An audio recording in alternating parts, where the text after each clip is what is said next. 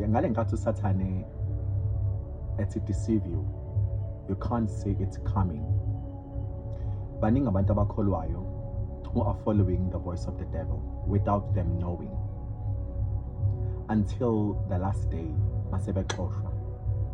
Matthew 7 verse 22, hambani la benzi bokubi angikaze nginazi, phindelani la ekade nisebenzela khona.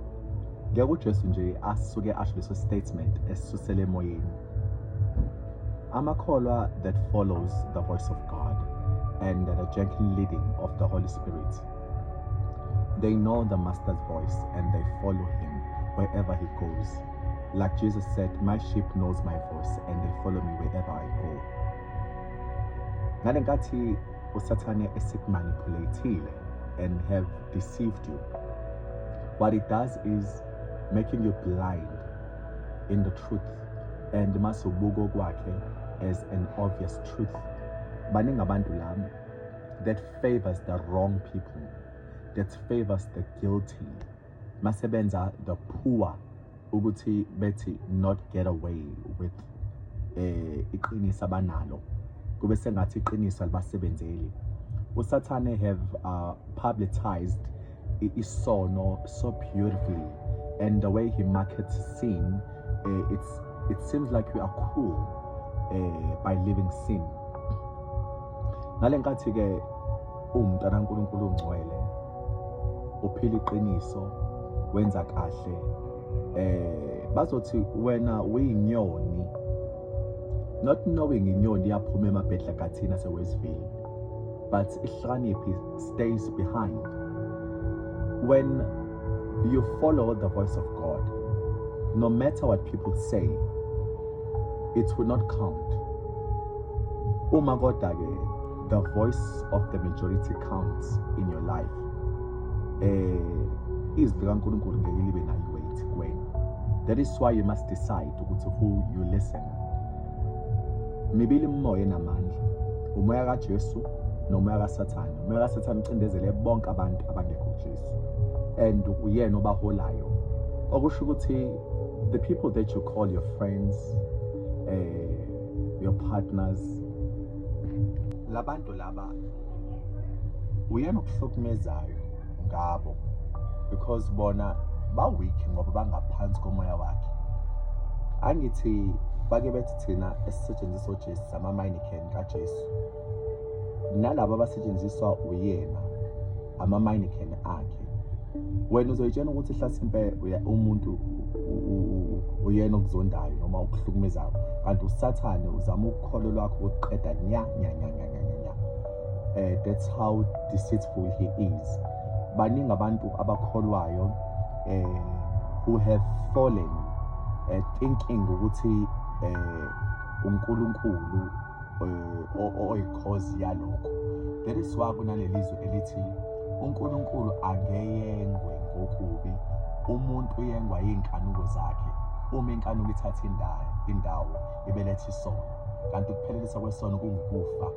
Umuntu into emenza ukuthi abuyele emuva noma afe uNkulunkulu yingoba lowo muntu isono usisekelile, sathi take over.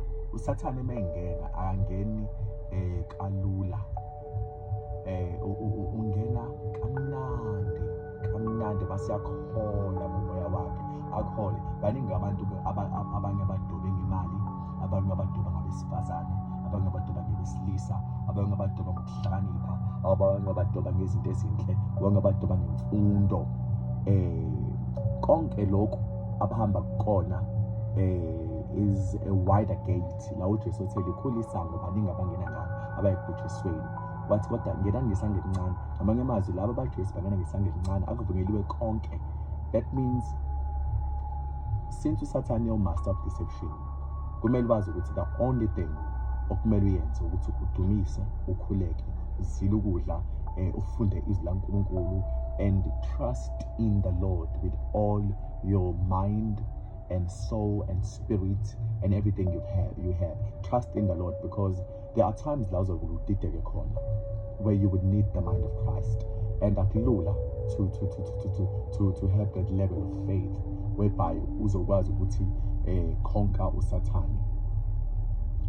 Most of the times people say I'm crazy, but these things engiyibonayo, they're quite deep and they are the reality. Abantu abaningi abayinakile, or rather they say azikho, but mina I know zikhona. uSathane is at work and he will never stop. Usemzimbeni nabesilisa nabesifazane, ey'nganeni nabantu abadala, and he is supervising those who follow Christ, those who live for God. Lastly, what I say is, themba uNkulunkulu ngawo wonke ukuqonda kwakho, ngakho konke onakho, mthembe ungamngabazi, ukuze lo moya lo ukweduka osebenza phezu kwabantwana abangalaleli, wena ungangeni kuwena, ngoba uma wangena kuwena, lithi isitha singenela ukuzokweba, ukuzobhubhisa, ukuzobulala. Uthi uJesu kodwa mina ngizile ukuba nibe nokuphila nibe nakho ukuchichima. Uma umuntu enoJesu unokuphila okuchichimayo, ukuthi nakakubona uyibona engathi urongi, ngenxa yokuthi manje engasakwazi ukuconnecta nabanye, kanti ila right khona kakhulu. Once basuka lawo khona, abantu they can actually say, bo right wena usalandela uNkulunkulu, usahamba kahle, kodwa manje ubheka usubangisana nathi iy'ntombi, abesilisa, noma hlasimpe utshwala, noma hlasimpe ugwayi. Abuhlungu lawo mazwi, but you must understand, it's only in Jesus where you are happy.